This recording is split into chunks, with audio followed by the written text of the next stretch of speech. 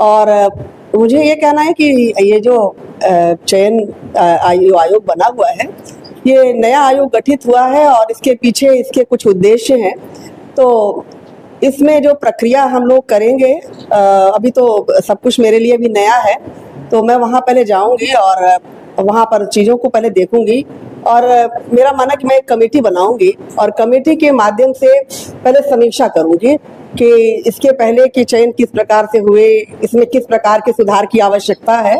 और सुधार को लेकर के मेरा प्रयास होगा कि मैं एक प्रस्ताव बनाऊंगी और उस प्रस्ताव को मैं अब शासन को भेजूंगी और शासन से मेरे प्रस्ताव को जब स्वीकृति मिल जाएगी और शासन का जो सुझाव रहेगा तो उसको अमल में लेते हुए मैं इस पर काम करना प्रारंभ करूंगी। लेकिन मेरा फोकस पूरी तरह से यही रहेगा कि किस प्रकार से पारदर्शिता को बनाए रखा जाए, कैसे शुचिता को बनाए रखा जाए, और जो भी नियुक्तियां होंगी वो बेस्ट सिलेक्शन होंगे वहाँ पे। और इस बात का मैं विशेष ध्यान रखूंगी कि अभी जो हमारे टीचर्स आएंगे वो वर्तमान समय को देखते हुए वो टेक्निकली, जिसको कहते हैं कि वो फ्रेंडली हो, टेक्निकल ज्ञान उनको हो, आर्टिफिशियल इंटेलिजेंस का ज्ञान हो। तो इस तरह से हम चाहेंगे कि अभी जब हमारे अब शिक्षकों की नियुक्ति हो पूरी तरह से समय के अनुकूल हो, क्योंकि आजकल हम देख रहे हैं कि शिक्षक से अधिक विद्यार्थी सजग है। तो जब तक हम बेस्ट का चयन नहीं करेंगे तब तक हम शिक्षा व्यवस्था में सुधार नहीं ला पाएंगे। तो दो बातें मेरी, एक तो शुचिता को बनाए रखना और दूसरा बेस्ट का सिलेक्शन करना। मैम, एक टीजीटी हो गया, पीजीटी की भर्ती रुकी है, पीटीसी कई बार शिक्षक होते हैं, उस पर आपका क्या विचार है? देखिए, सारी नियुक्तियां ये शिक्षण जगत से ही संबंधित हैं और उसमें भी चूंकि हमारी तो नींव ही है बेसिक शिक्षा, और जब वहीं से हम अच्छे टीचर्स का सिलेक्शन करेंगे तभी हम अच्छे विद्यार्थी भी दे पाएंगे। तो वर्तमान समय में विद्यार्थियों को देखते हुए, अपने संस्थाओं की आवश्यकता को देखते हुए हम बेसिक शिक्षा से लेकर के और माध्यमिक और उच्चतर शिक्षा में हम बेस्ट देने का प्रयास करेंगे। मैम, रिटायर्ड ज्यादा लोग हुए, रिटायर्ड ज्यादा हो गए,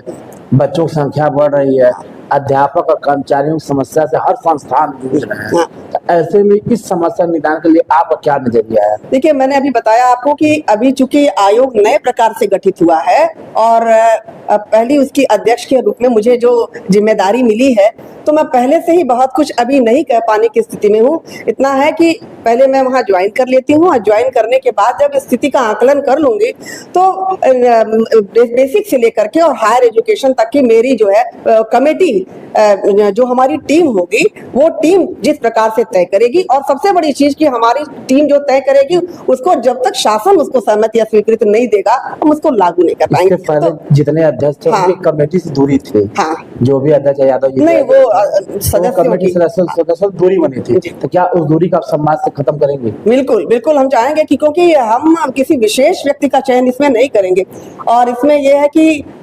जितना ही हमारा कम्युनिकेशन होगा, चीजें खुल करके सामने रहेंगी, तो हम आमने सामने की स्थिति में बैठ करके ही और लोगों से विचार विमर्श करके ही इस पर कोई योजना बना करके और उसके बाद से एक प्रकरण चल रहा था, कई जो आयोग के मेंबर बना हाई फाइव है, लेकिन उसके कारण वहाँ वेतन कम है। हाँ, 175 है, उससे कम ही आया। देखिए, वेतन पैसा अपनी जगह है और प्रतिष्ठा, सम्मान और हमारा जो देश के भविष्य है, हमारे बच्चे हैं और बच्चों को बनाने वाले हमारे शिक्षक हैं। तो अगर हम वेतन पे न जा करके हम थोड़ा सा यही करें कि हम कुछ समाज को दे सकें, पारदर्शी रूप से हम अच्छे शिक्षक दे सकें, तो जो समाज में सुधार ला सकें, बच्चों का विकास कर सकें, तो वहाँ वेतन मायने नहीं रखता, क्योंकि वहाँ जो भी जाएगा इन सब स्थितियों का आकलन करने के बाद ही जा रहा है। तो ऐसा नहीं कि वहाँ जाने के बाद से हमें पता चलेगा और निर्णय हमारा बदलेगा। तो ये सब कुछ सोच करके ही हमने भी कदम बढ़ाया है कि पैसा ही महत्वपूर्ण नहीं होता है और हमारे लिए समाज और देश महत्वपूर्ण है। मैम, एक तो आपका अच्छा होगा, आप एक पेपर क्वेश्चन, पहला अध्यक्ष कौन होगा तो आपका नाम आएगा जी। अब बच्चों को एक नंबर जरूर मिल जाएगा उसमें क्योंकि इतिहास जब जब लिखा जाएगा तो पहले अध्यक्ष का नाम परीक्षा जरूर पूछा जाता है, तो आपका पहला नाम आएगा। कई IAS भी इस लाइन में थे, कई बड़े अधिकारी, इनका